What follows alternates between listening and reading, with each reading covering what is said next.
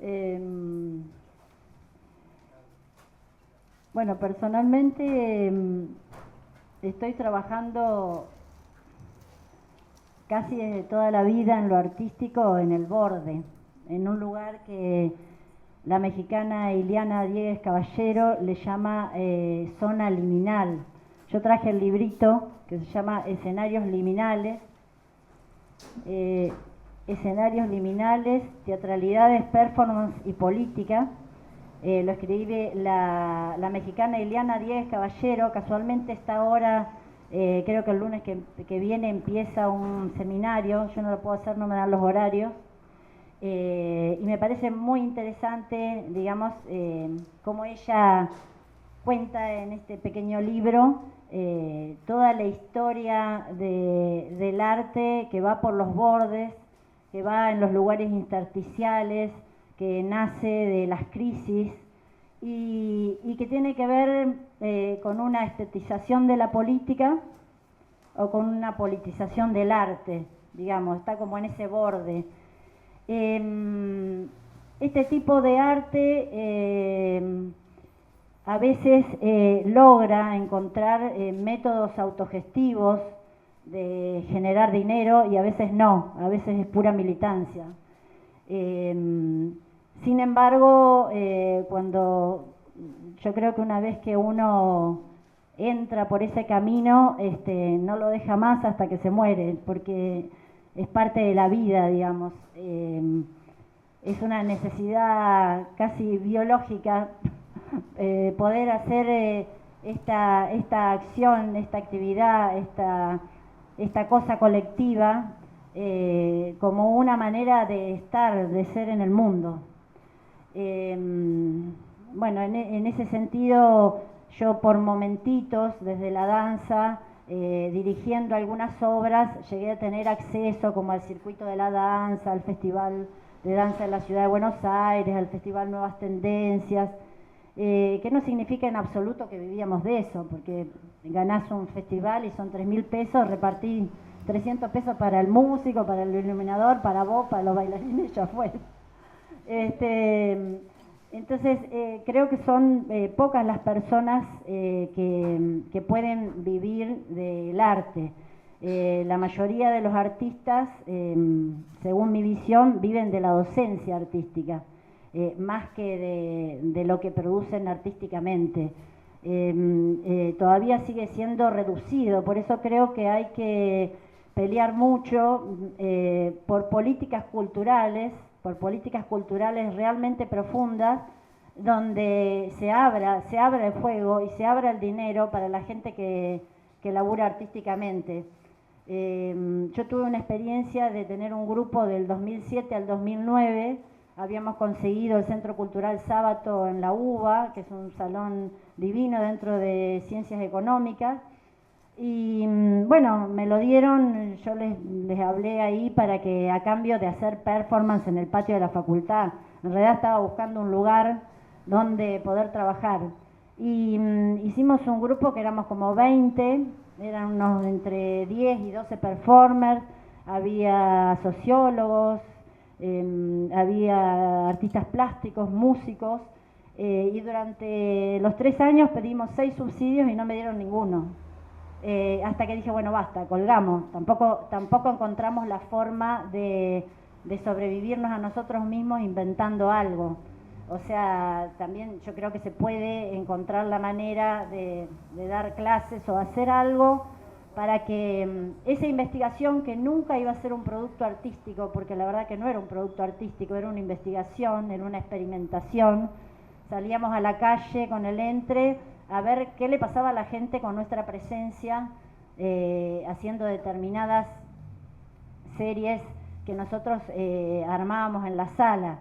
Y bueno, ahí en Ciencias Económicas, cuando llegué a ese lugar también el contexto prácticamente te contagia. Yo dije, bueno, si estamos acá en la Facultad de Ciencias Económicas y teníamos el Museo de la Deuda Externa pegado a la sala, yo dije, bueno, me parece que tenemos que hacer algo con esto.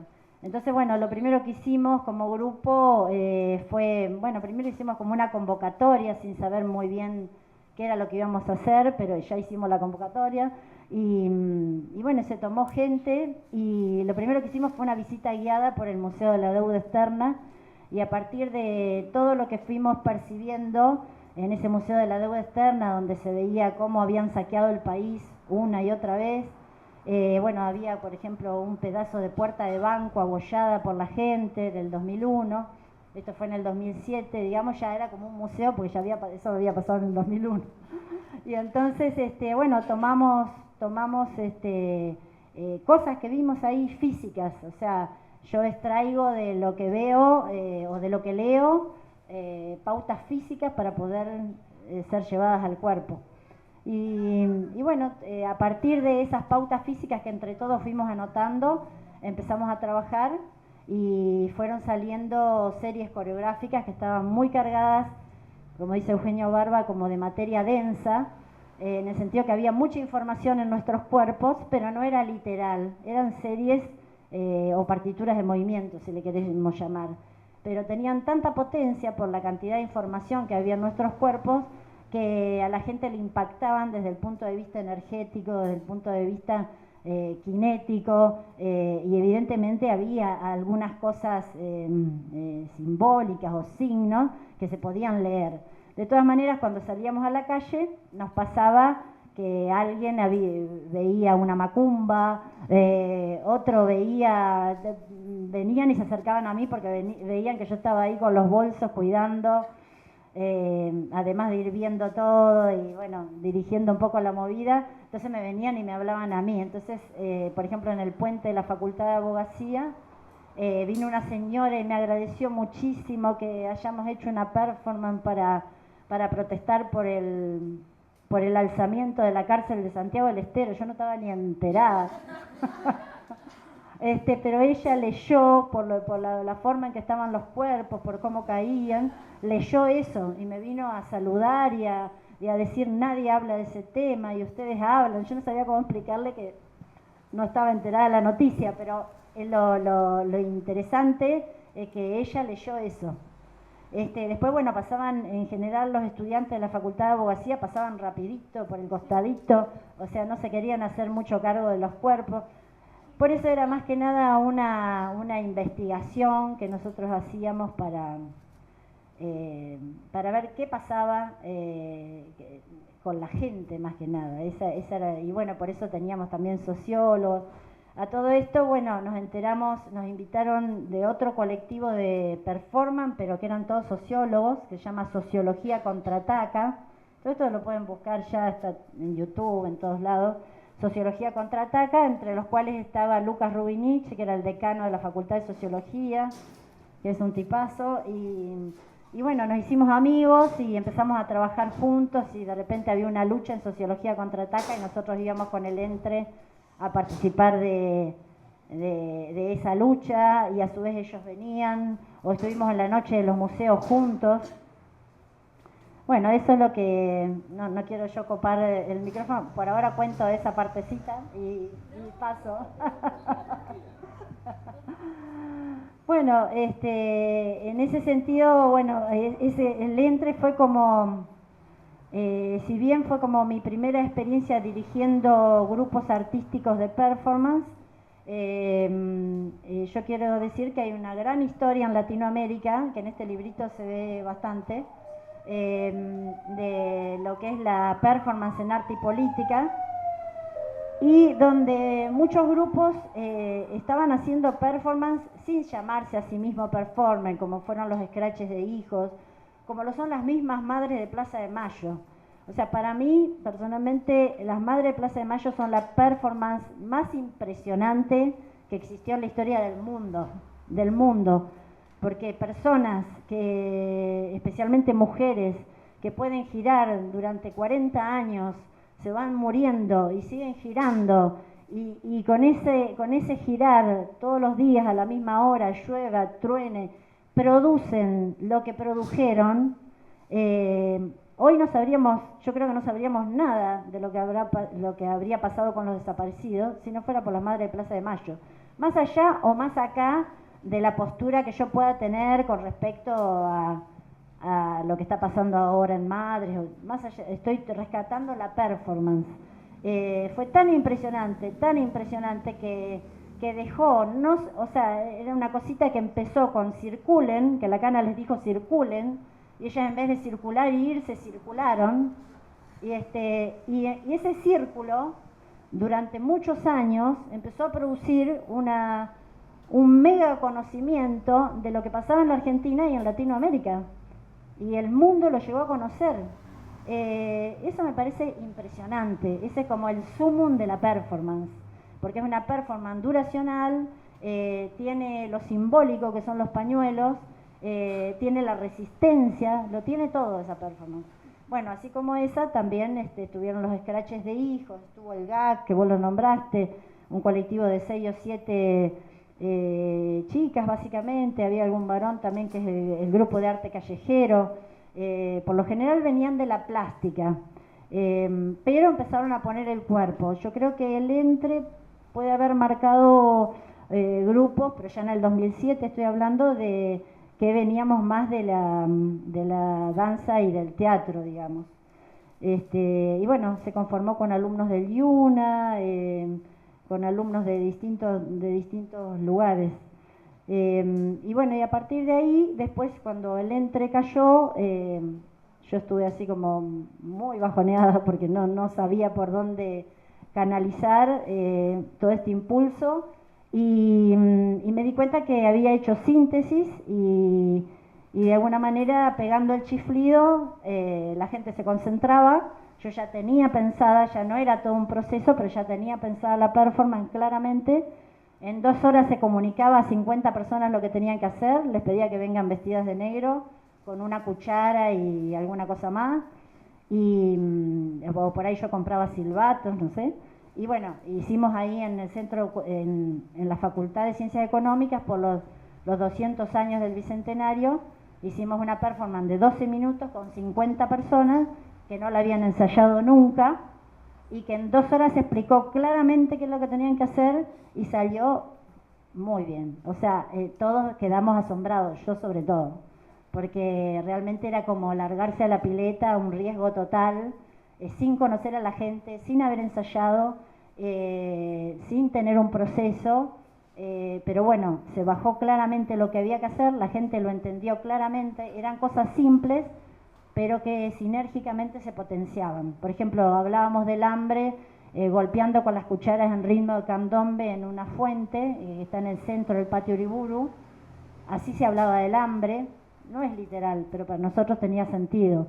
De repente se habló de las luchas con corridas, compensación espacial, caídas, y venía la otra mitad del grupo que tenía cintas de papel y encintaba y dejaba huellas, ahí hablamos de siluetazo. En un momento en el primer piso corría la gente y por las ventanas gritaban ¡Viva la patria! Entonces metimos 200 años en 12 minutos y bueno, en un momento 2 performers se subieron a una escalera que teníamos ahí ya aprontada con unos micrófonos y leyeron textos de Mariano Moreno y nadie podía creer que eran de Mariano Moreno. Tenían una vigencia absoluta, totalmente revolucionaria y bueno, y ahí es como que empezó todo ese cuento de poder hacer performance pensadas, cocinadas desde antes. Y ahora estoy en otro proceso que son las Mariposas Auge, que es un colectivo básicamente de mujeres, pero queremos que vengan varones, nos interesa mucho que haya varones y de hecho hay. Que son Acción Urbana de Género, y entonces es como un intermedio entre el Entre y esto de teatro cocinado, es un intermedio, es un grupo abierto que no hay que sostenerlo todo el tiempo con ensayo, pero por ejemplo ahora vamos a hacer una performance muy grande para la trata, el 23 de septiembre se conmemora a nivel internacional el Día de la Trata, entonces la vamos a hacer el sábado 26 de septiembre a las 15 horas, y vamos a hacer 5 ensayos los terceros domingos de cada mes. Mañana empezamos con el primero y va a ser creación colectiva, o sea, entre todos vamos a ir generando el material, puede venir quien quiera y va a terminar en una performance. Entonces es como un intermedio entre esta cosa de sostener grupos que se hace insostenible y que sea totalmente pensado por una sola cabeza. Así que bueno, las performances de género yo las empecé a hacer a la par que tenía el ENTRE, en un momento que en la Facultad de Abogacía me llamaron para el Foro Interamericano de la Mujer. En el 2007 todavía no se hablaba mucho de la trata, y yo estaba enferma con el tema porque yo digo, bueno, fui a todas las marchas que hubo de los derechos humanos, estamos hablando del país de los derechos humanos, las pibas están desapareciendo como moscas, niños y niñas, y nadie está hablando de esto. Entonces cuando me enteré que era en la Facultad de Abogacía dije, bueno, hay que hacer algo fuerte. Me compré un vestido de red que me dejaba en bola prácticamente, y bueno, me tapé la cara con un tul y me puse códigos de barra y llamé jóvenes y pusimos en unas cartulinas talco, y entonces a medida que yo venía caminando muy lentamente, ellos se acercaban con las cartulinas y los ponían a mi paso, entonces yo pisaba el talco y iba dejando huella. Eso era todo. Y justo había tambores de otra performance que ocurría en el mismo, porque eran como performance simultáneas, digamos. Entonces las tamboristas, cuando vieron, si bien estaban preparadas para otra cosa, cuando me vieron venir y lo que estaba pasando, entraron a tocar un montón, fue como todo una performance simultánea. Bueno, y a partir de ahí ya no paré de hacer performance de género, a veces con todas las violencias o con 4 o 5, la trata, el aborto, el feminicidio. Y también me llamaron para el YUNA, para LGTBI, nunca me sale. Sí. Y bueno, y ahora con las mariposas estamos más concentradas en la trata. Esta mujer que vieron bailar, Margarita, es una mujer que tiene un comedor en Constitución, ahí de Brasil y Salta, es una cuadrita que entra ahí, el pasaje Ciudadela, y ella le mataron una hija, la red de trata, digamos. La consiguió enterrar porque a través de un taxista ella se enteró que esa noche el cuerpo de la piba estaba en un prostíbulo, fue y la buscó y la consiguió enterrar, porque a la mayoría las tiran, aparentemente ella ya hizo una denuncia hace como un año, y ella sabe el lugar donde tiran los cuerpos porque casi ninguna puede salir y escaparse. Entonces llega un momento que ya no le sirven más y las matan, y la denuncia no se la toma nadie, hace como un año. Entonces Margarita estaba muy sola con este tema. Ella había hecho una misión de su historia y tiene un comedor hace mucho tiempo, un comedor ad honorem donde vienen mujeres a cambio de la comida, que se levantan a las 5 o 6 de la mañana y cocinan como para 300 familias del barrio. Y bueno, entonces la empezamos a rodear a Margarita, y se armó un centro cultural que lo dirige María Eugenia Fernández Andés, pero que es un colectivo muy importante. Están Tambores No Callan, que en este caso nos acompañaron. Entonces lo que se está armando es un colectivo de colectivos. Están Tambores No Callan, está Huerquén, equipo de comunicación, que son varones que tienen muy claro el tema de género. Están las mariposas, está Magdalena Segunda Generación, que es una red en la cual yo estoy de mujeres artistas, donde está Ana Wolf también. Se empezó a armar una bola de colectivos a partir de esto de la performance. Es como que algo, y del centro cultural que se empezó a armar. Y bueno, y ahora estoy feliz con lo que ocurrió ahora, después de esta última, que metimos 120 personas en 5 bocas de subte, que aterrizaron al obelisco. Del obelisco fuimos a tribunales, y de tribunales a ciencias económicas, que se llamó Todos Somos Flor, Todos Somos Todos. Entonces, adelante teníamos la cara de Flor Penachi, que desapareció hace 10 años, y atrás teníamos otro desaparecido. Entonces, Todos Somos Flor, Todos Somos Todos. Y a raíz de esa movida, que fue muy, muy grande, a mí me contactó una muy amiga de Flor Penachi, que nos había visto por YouTube. Y bueno, así nos conectamos, me pidió que haga algo grande para el aniversario, y ella movió un recital con otra gente. Entonces hubo una performance que terminó en un recital en la Plaza Lavalle. Todo eso convocó a varias familias de chicas, había venido en un momento también los parientes de María Cash, y bueno, se acaba de conformar por primera vez en la Argentina, se llaman Madres Víctimas de Trata. O sea, Nora Cortiñas le había pedido a las madres que si no se juntaban, ellas no las podían ayudar, porque no pueden ayudar a una, a otra, se tenían que juntar. Y lo único que había en la Argentina era Susana Trimarco con su fundación y, y colectivos como la Casa del Encuentro, o sea, hay colectivos trabajando, pero los familiares no estaban unidos porque los ningunean, los basurean, los vuelven locos en las comidas. Entonces llega un momento que esa persona, encima de que siente vergüenza por pensar que su hija o su hijo está en estas redes, se mezcla todo acá. Además de eso, todo el ninguneo y el basureo continuo que tienen se van desmoralizando. Entonces ha sido un gran éxito de esta movida última, que se armen las madres víctimas de trata, y bueno, es la primera vez en la Argentina que ocurre, y yo lo asocio con la movida que se hizo, así que bueno, ahí empiezo como, se me empieza a juntar las dos pasiones mías, arte y política, se me empiezan a juntar.